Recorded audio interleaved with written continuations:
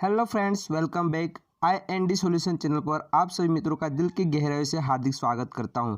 मित्रों, कभी आप लोगों के मन में सवाल उठा ही होगा कि जब खाता धारक की मौत हो जाती है तो बैंक में जमा पैसा किसका। हर किसी व्यक्ति के मन में यह सवाल उठता ही होगा, क्योंकि मित्रों हमारे जीवन के साथ जीवन मरण का चक्र चलता ही रहता है। पिछले कुछ वर्षों में जन धन योजना के तहत बहुत सारे भारतीयों का बैंक अकाउंट खाते खोले गए हैं। अब ट्रेंड बदल चुका है मित्रों। लोग पहले कैश अपने साथ रखते थे, लेकिन मित्रों अभी लोग कैश साथ में रखना पसंद नहीं करते। ज़्यादातर लोग अपनी ज़िंदगी की कमाई बैंक में रखना पसंद करते हैं। और आज के दौर में बहुत सारी सेवाएं डिजिटल हो चुकी है। बैंक में पैसा होने की वजह से आप लोग डिजिटली पैसा कहीं पे ट्रांसफ़र कर सकते हैं, रिचार्ज कर सकते हैं, बिल पे कर सकते हैं।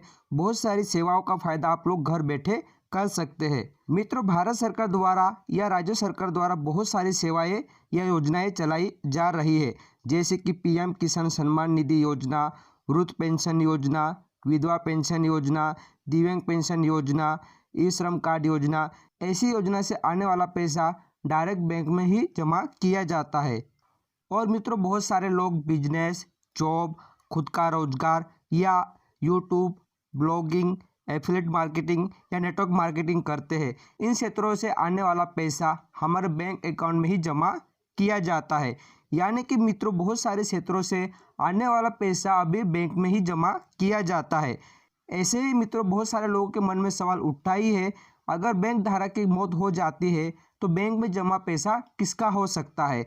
बैंक अकाउंट होल्डर की मौत के बाद जमा पैसा निकालने के लिए 3 तरीके हैं। वो कौन से 3 तरीके हैं आप लोग को इस वीडियो में हम आगे बताएंगे।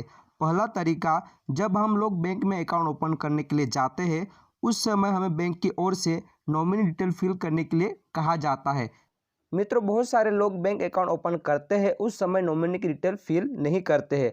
अगर मित्रों आप लोग हमारी वीडियो देख पा रहे हैं तो मित्रों अगर आपके बैंक अकाउंट के साथ आपकी नॉमिनी नहीं होगी तो आप लोग कृपया करके आपके बैंक में विजिट करें और नॉमिनी की डिटेल जरूर अपडेट कर लीजिए, ताकि मित्रों हमारे बाद हमारे नॉमिनी को आसानी से पैसा मिल सके। मित्रों जिनका बैंक अकाउंट के साथ नॉमिनी ऐड होता है उनको बहुत आसान तरीकों से पैसा मिल जाता है, लेकिन जिनकी नॉमिनी की भी डेट हो चुकी है तो खाते धारक के उत्तराधिकारी या कानूनी वारिस को पैसा ट्रांसफर किया जाता है।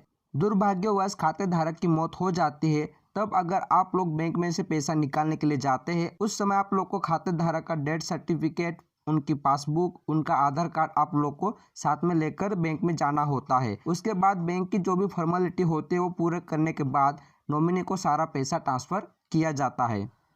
दूसरा तरीका, अगर खाते धारक के साथ जॉइंट अकाउंट होल्डर है तो उस केस में किसी भी जॉइंट अकाउंट होल्डर की मौत होने के बाद दूसरे अकाउंट होल्डर को पूरा स्वामित्व मिल जाता है। तीसरा तरीका, बैंक अकाउंट होल्डर के खाते के साथ कोई भी नॉमिनी नहीं है उस समय खाते धारक के उत्तराधिकारी या कानूनी वारिस को सारा पैसा दे दिया जाता है।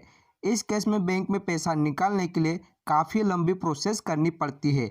इस केस में जब कोई व्यक्ति बैंक में से पैसा निकालने का प्रोसेस करता है तब उन्हें खाता धारक की वसीयत देनी होती है। वसीयत नहीं होने पर परिवारजनों की उत्तराधिकारी प्रमाण पत्र देना होता है और यह खास डॉक्यूमेंट होता है जिसकी वजह से खाते धारक की पहचान की जाती है।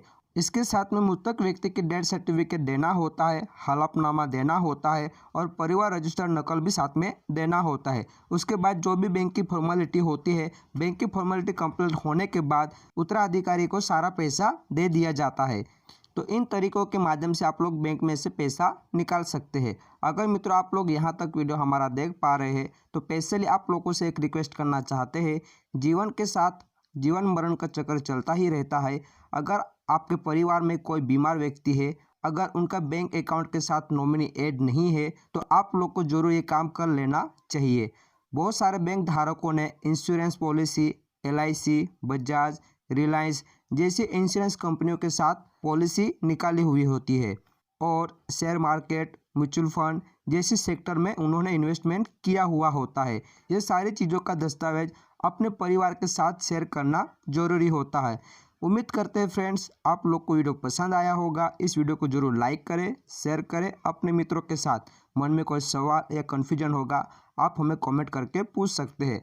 हर बार इस चैनल पर आने के लिए आप सभी मित्रों का तहे दिल से धन्यवाद करना चाहता हूं। अगर मित्रों आप लोगों ने इस चैनल को सब्सक्राइब नहीं किया होगा जरूर सब्सक्राइब कर लीजिएगा। सब्सक्राइब करने के बाद नोटिफिकेशन बेल को भी दबा दीजिए ताकि हमारी ओर से आने वाली नोटिफिकेशन आप तक पहले पहुंच पाए। तब तक के लिए फ्रेंड, जय हिंद, वंदे मातरम, जय भारत।